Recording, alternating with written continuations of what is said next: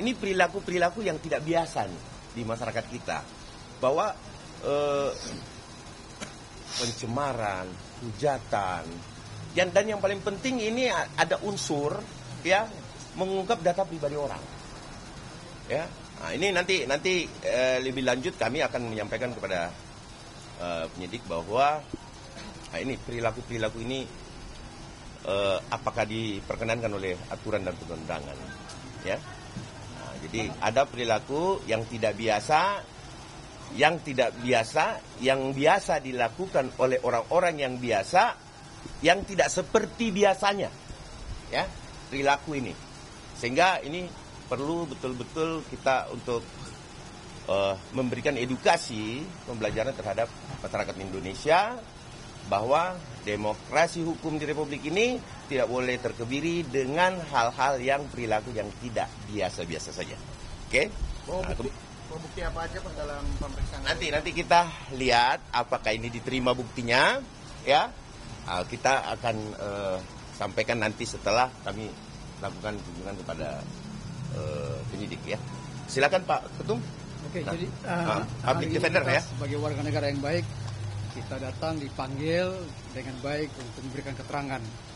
Jadi semua keterangan kita akan berikan yang terbaik. Kita akan buktikan bahwa apa yang kita beri adalah benar dan tepat.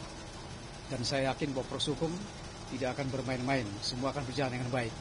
Jadi tolong kawali, kita sama-sama kawali apa yang kita laporkan, semua akan berjalan dengan baik. Kita yakin itu, karena semuanya sudah disetting begitu rapi sehingga hari ini hari yang terbaik untuk kita buktikan secara hukum.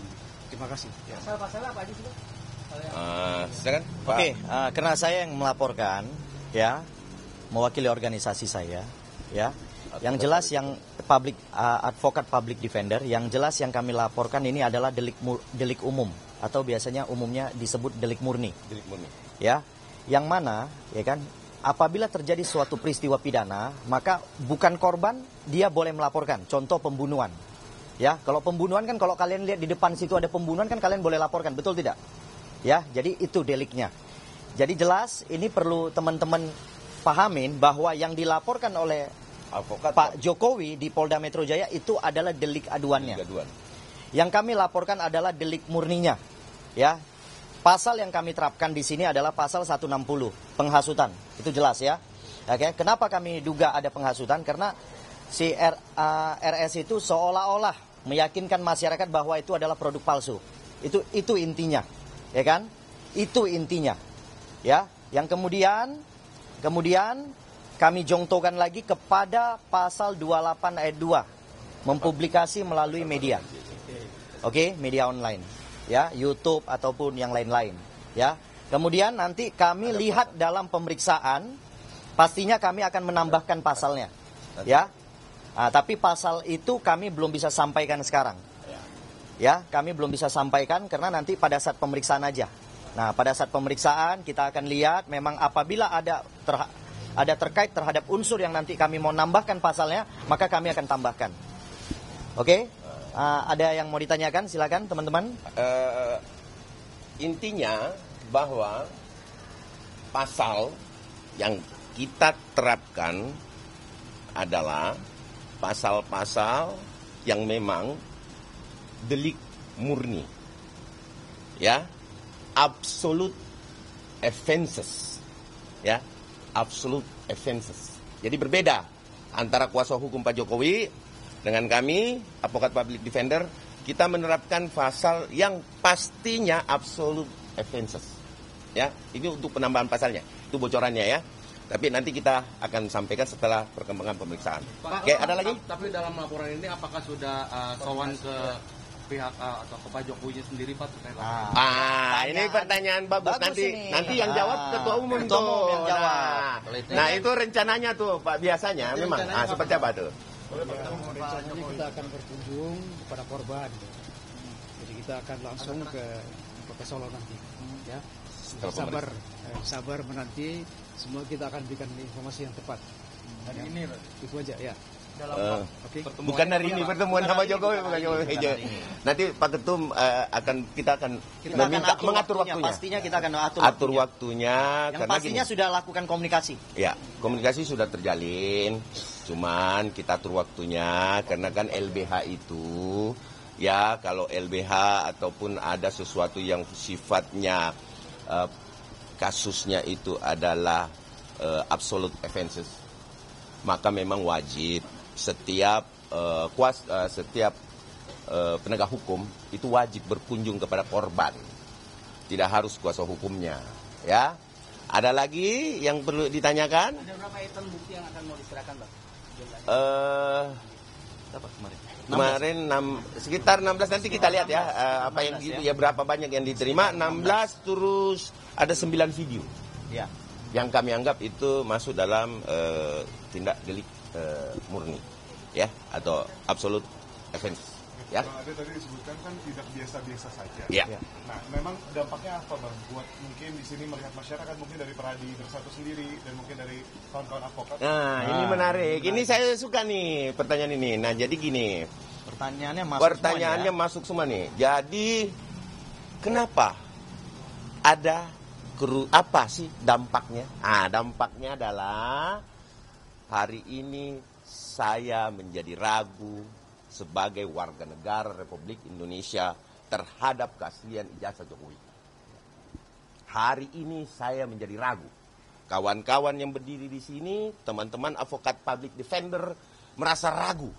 Tapi kami yakin betul 90% proses yang terjadi di TPU, laporan TPUA di Mabes Polri, dan kami yakin betul bahwa ijazah itu asli. Kenapa? Karena kami lihat dan kami telaah juga beberapa hari ini. Nah, itulah dampak yang kami terima, bahwa ada ketidakjelasan sehingga ketertarikan seseorang atau aparat penegak hukum untuk melihat apakah ini benar apa enggak. Seperti itu teman-teman. Di sini teman-teman ada yang 100% yakin ijazahnya Pak Jokowi Palsu. Asli enggak? Enggak, asli dulu. Asli dulu. Ada yang 100% dari dampak ini? Menjadi bertanya-tanya kan?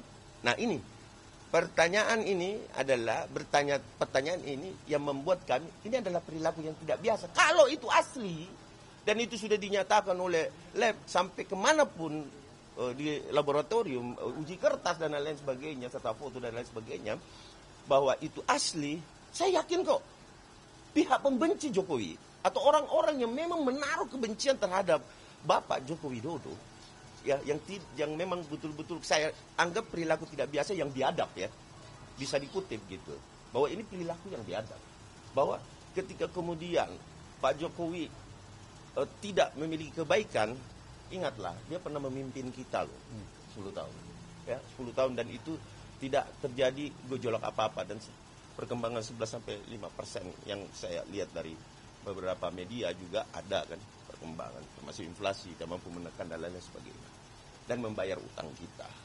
Ini harusnya kita hargai. Walaupun demikian Pak Joko Widodo itu mantan presiden loh, ya, presiden ke-7 loh, ya. Kenapa presiden ke-6, presiden ke-5, presiden ke-4, kok nggak masalah ya? Kok nggak ada perilaku yang tidak biasa terhadap mereka ya? Ada apa ya di Republik ini? Ada yang sedang tidak baik-baik saja, atau ada orang yang memang menanam dendam atau kebencian secara personal sehingga mengembangkan perpecahan di antara masyarakat kita. Udahlah, marilah kita bangun Republik ini bersama-sama dengan baik, santun dan penuh tanggung jawab yang baik. Saya rasa pemerintahan Prabowo Gibran, kita lihat ke depannya banyak sekali program-program unggulan yang itulah yang harusnya kita protes ketika kemudian program-program itu betul-betul tidak berjalan sesuai dengan apa yang kita inginkan gitu. Ya, ada lagi? Bang, tadi Ya. dari tim Jokowi, kalau dari dialog audiensi dengan teman-teman Belum. Ini kan Itu masih tahap awal. tahap awal ya. Tahap awal saya minta Kan kita Ya, pelapor, baik. ngapain kita kucuk-kucuk datang ke PH daripada RS? korban Untuk apa? harusnya. Ya kan, kita ini Harusnya kan pelapor. Harusnya korban. Ya kan, dan kita sudah menyerahkan kepada negara. Jadi polisi itu mewakili kepentingan kita, kepentingan pelapor. Jadi sebenarnya nggak usah kita, nanti polisi ketika memanggil ya pengacara mereka lah, RS itulah nanti datang ke sini. Ya kan, untuk memberikan misalnya surat penundaan atau apapun itu, ya itulah kepentingannya pengacara ya dalam mewakili kliennya gitu. Tapi kami pastikan laporan ini akan lebih cepat dari Polda Metro Jaya, saya pastikan itu. Dan satu lagi ya, saya mau kasih tahu teman-teman, implikasinya ini besar sekali. Karena kenapa? Satu, keluarga saya yang tadinya mau kuliah di UGM jadi ragu. Jadi nggak usah lah nanti palsu pula ijazahnya kan gitu. Ya, terus yang kedua, kalau terus diyakinkan masyarakat, ya, ini perlu dicamkan ini ya, diyakinkan masyarakat bahwa ijazah Pak Jokowi itu palsu oleh RS dan kawan-kawan, besok-besok udah yang lamar jadi presiden SMA pun udah bisa. Kan gitu kan? Kalau mereka faktakan terus, seolah-olah ini palsu, masyarakat semua yakin. Kalau gitu nggak usah ada yang kuliah lagi lah. Kalian teman-teman nggak usah kuliah, SMA pun bisa jadi presiden kok besok-besok. Nah itu implikasinya besar sekali, ya besar sekali implikasinya. Itu demikian dari saya. Ada lagi tambahan? Kalau Pak Jokowi sendiri berani bawa ijazahnya ke Polri, itu berarti beliau yakin 1000%. Tidak mungkin itu palsu barang dibawa ke sini. Kalau barang palsu dibawa itu bunuh diri namanya. Pelapor membunuh dirinya sendiri. Bunuh diri, ya betul. Itu saja. Terima kasih. Nah, jadi ini dampaknya ya teman-teman. Nah, ada lagi? Kan? Dampaknya ngeri kan?